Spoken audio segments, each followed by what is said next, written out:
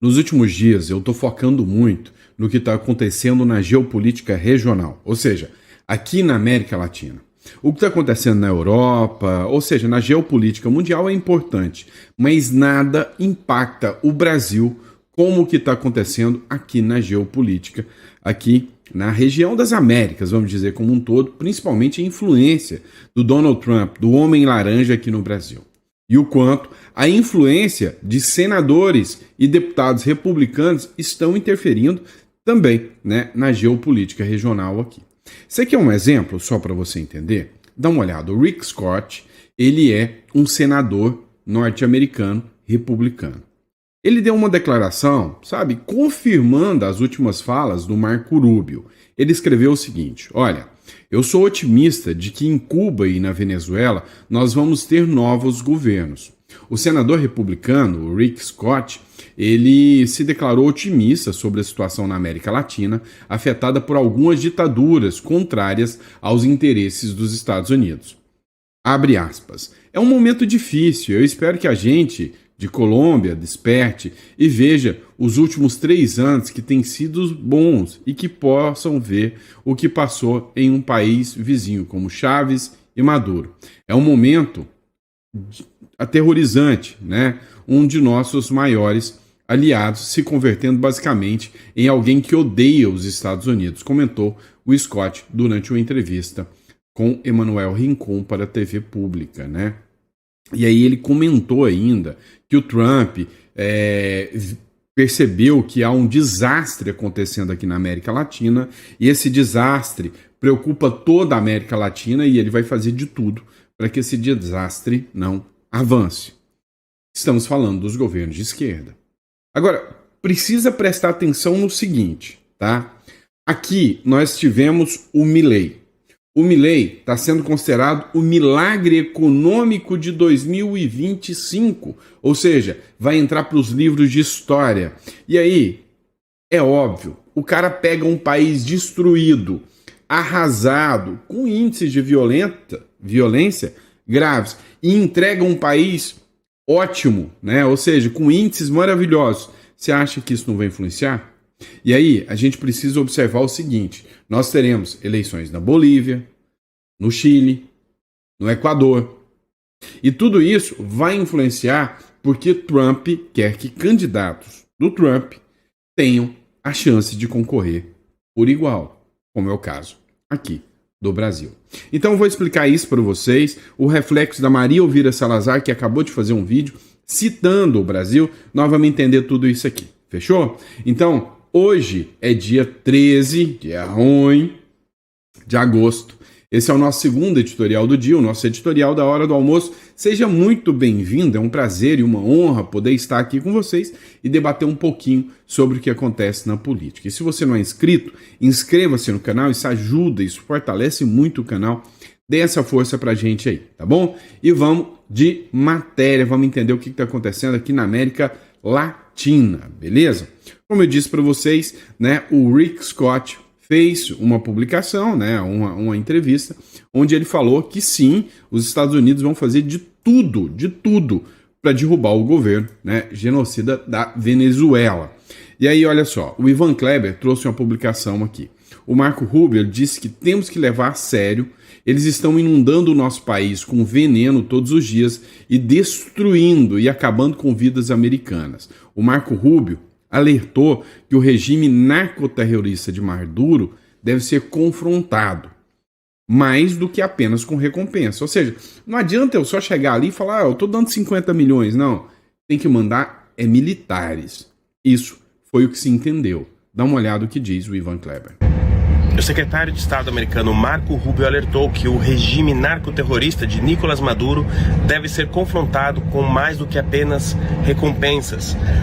Rubio também destacou o seguinte, abre aspas, não reconhecemos a legitimidade do seu governo, o que ele é o chefe de uma organização logística dedicada ao tráfico de drogas, um cartel, o cartel dos sóis, que é basicamente comandado. Pois é, deu uma travada no vídeo aqui, pessoal. Mas o que acontece? O que a gente precisa entender? Né? O Marco Rubio, ele deu uma declaração cabal. vai acabar esse negócio de diplomacia. Ah, vamos ficar aqui dentro das 4 linhas da Constituição. Ah, vamos ficar nesse diálogo. Não. Governo ditatorial tem que cair. A Maria Elvira Salazar falou exatamente isso.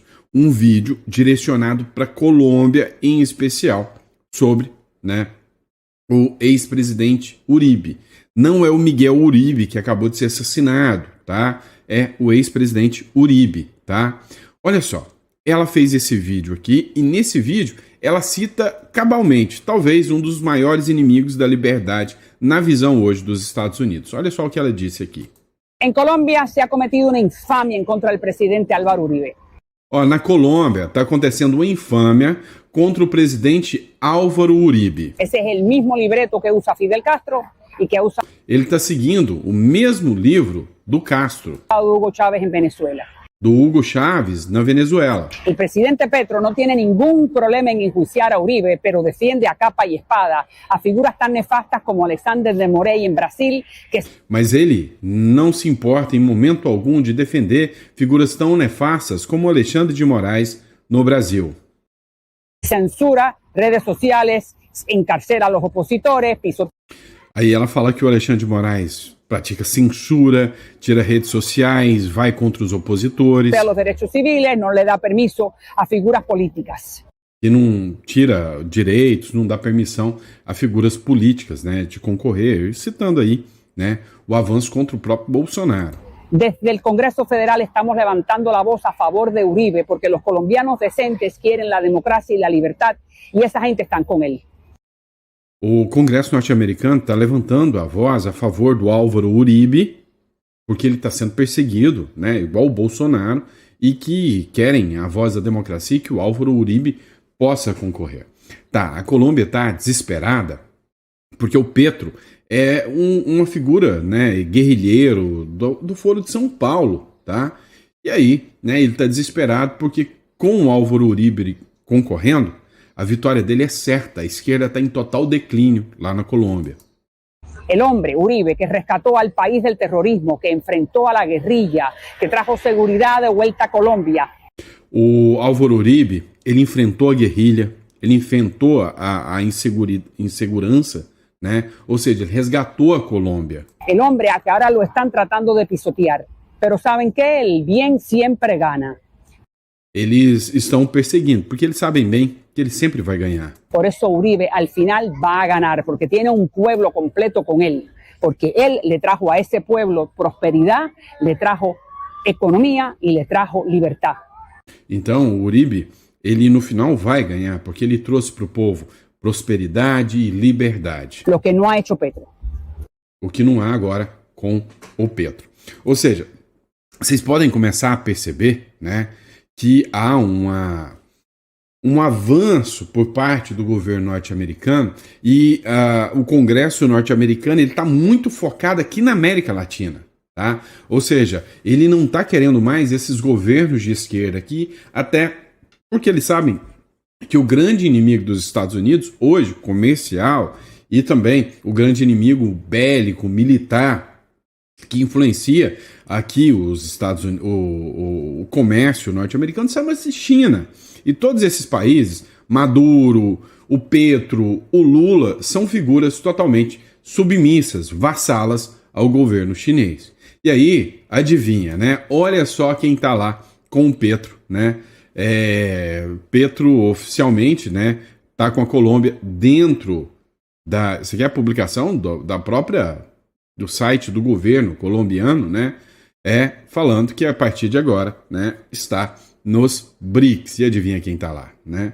Ela, pessoal, a sapiência humana, senhora Dilma Rousseff, né? Então ela tá lá dentro, né, tá lá com o Petro dentro do Banco dos BRICS e comemorando a entrada da Colômbia para os BRICS. Ou seja, sem sombra de dúvidas, o que os Estados Unidos querem é barrar a influência dos BRICS, né, dentro aqui da América Latina. Agora, tem outro país que está levantando a voz, e aí a briga é bem parecida com o Brasil. Você não entendeu. Você acha que você é o único O Brasil é o único país que está passando por esse caos enfadonho, muito enganado. Só que o jogo está virando. Aqui do lado, um presidente vestiu um colete à prova de balas, chamou o povo, foi para a rua, porque o Supremo Tribunal Federal tomou uma decisão a favor de traficantes do crime organizado, chamou o povo e foi fazer pressão. Estão aprendendo o modelo Bukele. O Bukele fez exatamente isso em El Salvador. No próximo bloco eu vou te mostrar. Olha só, você já deve ter visto falar do Gabriel Noboa, né? Do Daniel Noboa, desculpa. O Daniel Noboa, ele é o presidente do Equador. Aconteceu uma coisa assim, muito, mas muito interessante mesmo. O que rolou? O Daniel Noboa, ele ficou muito revoltado. Por quê? Porque vai ter eleições, fizeram perseguições contra ele, mas ele é o presidente, a grande mídia está tentando fazer exatamente o que aconteceu aqui no Brasil. Tem um modus operandi e a Suprema Corte está fazendo de tudo contra o Daniel Noboa e indo a favor do governo de oposição. O que o Gabriel fez, o que o Daniel fez? Eu estou confundindo aqui por causa do nome da publicação, que é o Gabriel. O que o Daniel Noboa fez? O Daniel Noboa, presidente do Equador, liderou uma multidão frente à Suprema Corte do país em um protesto pacífico contra os ministros que interferiam no legislativo para revogar um projeto aprovado no combate ao narcotráfico. Olha só, o Daniel Noboa fez o seguinte, ele ligou o modo Bukele, tá partindo para cima dos narcotraficantes, tá querendo acabar com o narco-estado que existia lá no Equador, tem um apoio maciço do povo, né? E aí a Suprema Corte está contra o povo, né? Exatamente o que acontece aqui no Brasil. O modus operandi, direita e esquerda, é igual em todos os países. E aí, usando colete à prova de bala, cercado de guarda-costas e alguns ministros, Noboa marchou junto com milhares de manifestantes em direção ao prédio da Suprema Corte no centro da capital, em Quito. Com bandeiras e cantos, a multidão protestou contra os ministros por suspenderem as leis que davam maior poder às forças armadas para defender o país da assombrosa violência do narcotráfico. Ou seja, declarar os narcotraficantes, né, o crime organizado do Equador como grupos terroristas. Estes, olha o que ele falou, estes são juízes que estão nos roubando a paz, dizia um dos muitos cartazes que cercavam as ruas de Quito, com fotos e nomes de 9 magistrados do tribunal. Em um comunicado, a Corte Constitucional afirmou que o perímetro de sua sede foi totalmente militarizado com um incomum destacamento de forças armadas com centenas de soldados. A instituição também rejeitou a instalação de outdoors com rostos dos magistrados por se tratar de uma estigmatização, que aumenta o risco à segurança deles e afeta diretamente a independência. Nossos policiais militares se sentem desprotegidos e sentem abandonados por uma corte constitucional que decidiu virar as costas para ele, disse Noboa com o megafone nas mãos, né? Então, assim, você começa a perceber aqui, né, a ação do Daniel Noboa andando com bandeiras, né? Não são bandeiras verde e amarelas, são bandeiras amarelas, azul e vermelho, que é a cor do Equador, e aí você vê a semelhança gigantesca, né? Então, às vezes você pensa, nossa, mas aqui no Brasil, o que está acontecendo? É um momento que só o Brasil passa. Há um caos político, um caos institucional criado pela esquerda depois de anos de domínio da esquerda. Isso é fato. Mas a gente percebe que isso está mudando como um todo. Está mudando no cenário, né, geopolítico de toda a América Latina aqui. E aí, é aquilo que eu estou te dizendo. Eleições no Equador. A ideia é eliminar Supremas Cortes tendenciosas, né? É isso que é o mecanismo que está sendo utilizado foi pelo Bukele, é o mecanismo utilizado pelo Daniel Noboa, é o que Jair Bolsonaro tentou fazer aqui, não conseguiu, é o que o Milei está conseguindo na Argentina, é o que o Trump conseguiu nos Estados Unidos, ou seja, eles entenderam, né, que existe um alicerce que sustenta a base da esquerda, e eles estão tentando modificar isso, tá bom? Bora pro próximo bloco. Olha só, desejo melhoras, né, ao senhor desembargador Sebastião Coelho. Eu sou fã do Sebastião Coelho, e o Sebastião Coelho, né, está em tratamento agora, depois de muito extrapolar a saúde, né, querer brigar demais em prol de um país, acaba arrebentando a saúde, tá? E aí, acho que a esposa dele, ou a filha dele, não sei, colocou, né, um vídeo aqui, olha só, desejo melhoras, né, o quanto eu respeito e admiro a figura do senhor Sebastião Coelho. Bom dia, pastora, paz do Senhor. Bom dia, pastora Rose, paz do Senhor. Estou mandando esse vídeo aqui para dizer para vocês que meu mocinho aqui está de cama, pegou uma infecção assim, né? Imunidade muito baixa, né? Não é difícil por tudo que ele está fazendo, né? Então estamos impossibilitados de ir à igreja e pedimos oração pela saúde dele. Ele está muito desgastado, a luta espiritual é grande, a física também. Então peço oração para os nossos pastores. Um beijo grande, fiquem na paz do Senhor. Pessoal, antes de mais nada, né, queria que vocês deixassem aí nos comentários suas orações, seus desejos de melhora para esta pessoa que para mim é mais do que necessária, é um exemplo, é uma figura, né, a ser seguida, senhor de Sebastião Coelho. Meu amigo, vou deixar muito claro para você, né, que você é uma figura que merece, né, todo o valor de cidadão brasileiro, tá? E melhora logo, que o Senado precisa de você. Vamos lá, pessoal. Agora, uma coisa é certa. A pressão sobre os ministros do Supremo está cada vez maior. E eles estão tensionando cada vez mais. Olha só. Matéria do InfoMoney, o Wall Street Journal acusou o ministro Alexandre de Moraes de ter dado um golpe de Estado e politizar o Supremo Tribunal Federal. Tá, essa matéria não é novidade para ninguém, foi publicada há um dia, mas na verdade a matéria do Wall Street Journal já tem uns 3 dias e a gente está sempre antenado em tudo que está acontecendo e está trazendo a matéria para vocês. E aí, isso relacionado, né, ao que aconteceu lá em 2022. Surgiu um fato muito, mas muito interessante para a gente discutir aqui com vocês, tá? Que tem a ver com a Suprema Corte norte-americana. Matéria do Paulo Figueiredo Show. Estados Unidos. A Corte derrubou a decisão e liberou o acesso do DOJ a dados de agências federais, né? Então, teve uma publicação aqui, ó, vitória de Trump. A Corte de Apelações libera acesso do DOJ a dados de agências federais. O Tribunal de Apelação do Quarto Circuito derrubou por 2-1 a liminar de juíza nomeada por Biden, que bloqueava o DOJ de acessar dados sensíveis do governo. O que esta matéria tem a ver com esta matéria, Sandro?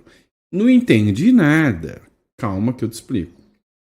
A denúncia do suposto golpe de Estado dado pelo ministro do Supremo Alexandre de Moraes, que é uma matéria da denúncia aqui do Wall Street Journal, é que teria acontecido em 2022, e inclusive não só o ministro Alexandre de Moraes, mas também, né, o Barroso, o presidente da Suprema Corte e o STF como um todo, tá?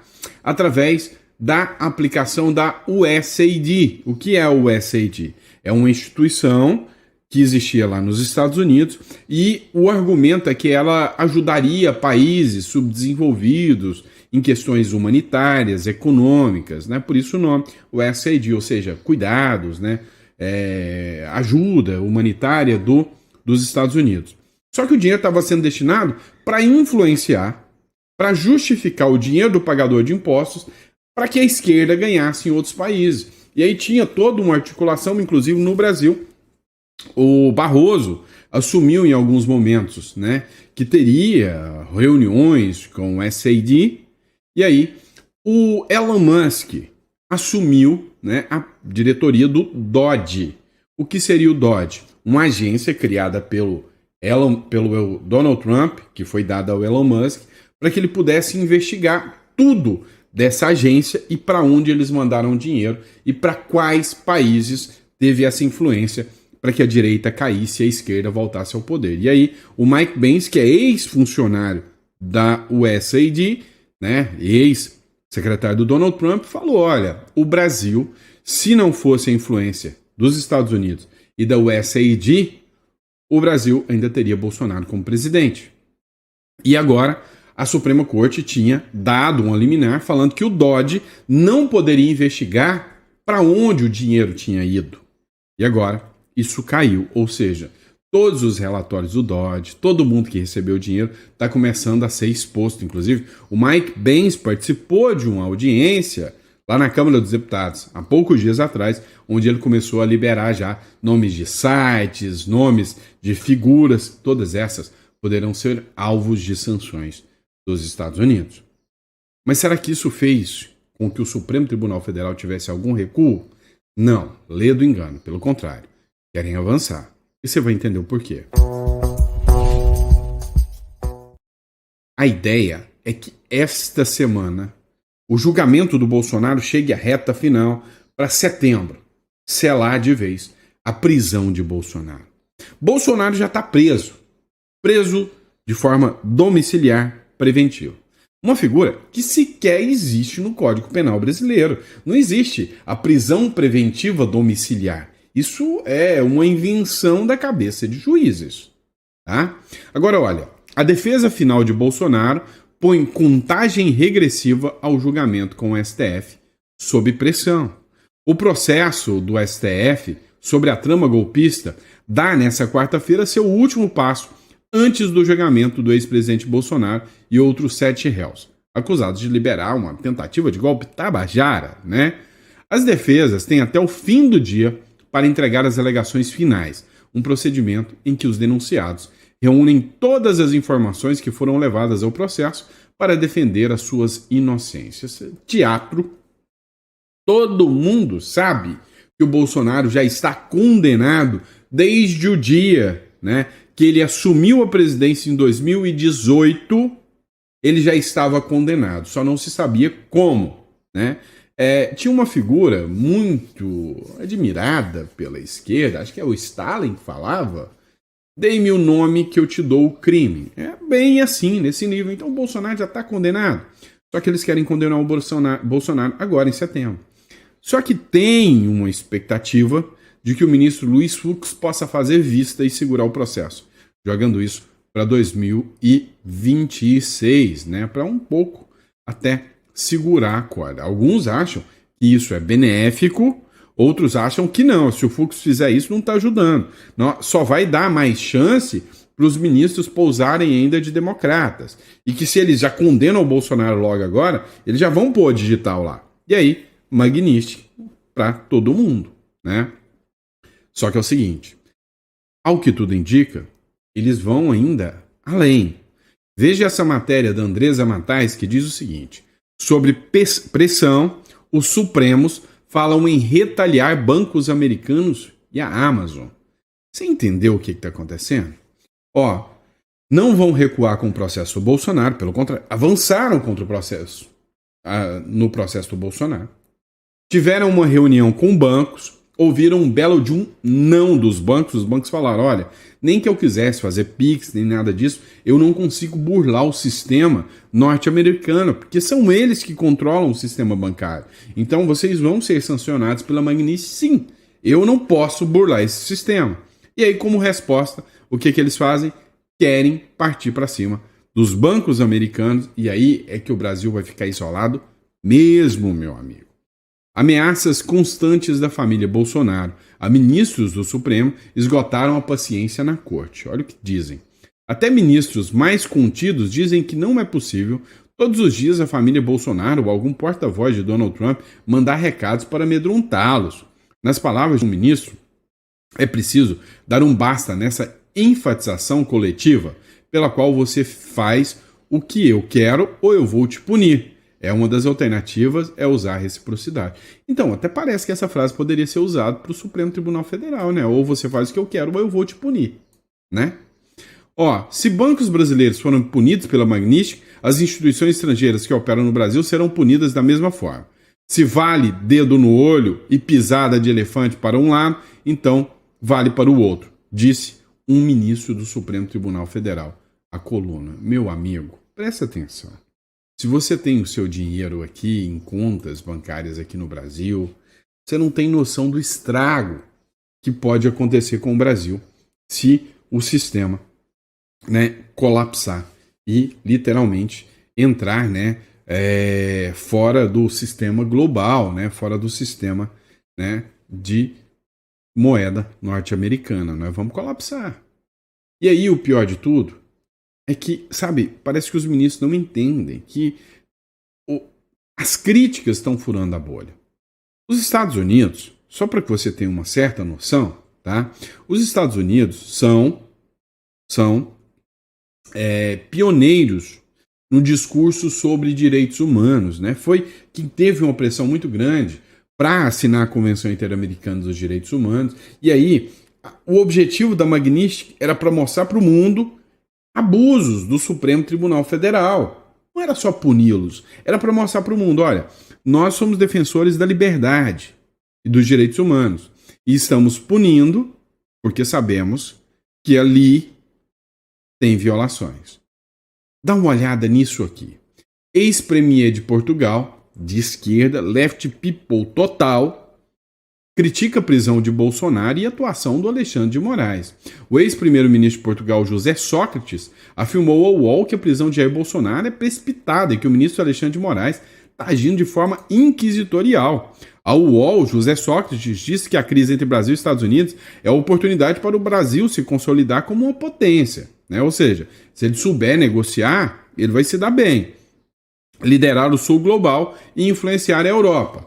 Isso aqui é conversa de esquerdista, tá, gente? Eu não acredito nisso não, tá? Mas é o que ele falou, tá? Agora, crítico da interferência externa na justiça, ele também aponta falhas na atuação do ministro Alexandre de Moraes. Para o ex-premier, pelo Partido Socialista, a sigla que deixou em 2018, a prisão de Jair Bolsonaro é precipitada e Moraes age de forma inquisitorial. Ele enfrenta julgamento em Portugal por supostos crimes de corrupção, fraude fiscal e lavagem de dinheiro durante o seu governo.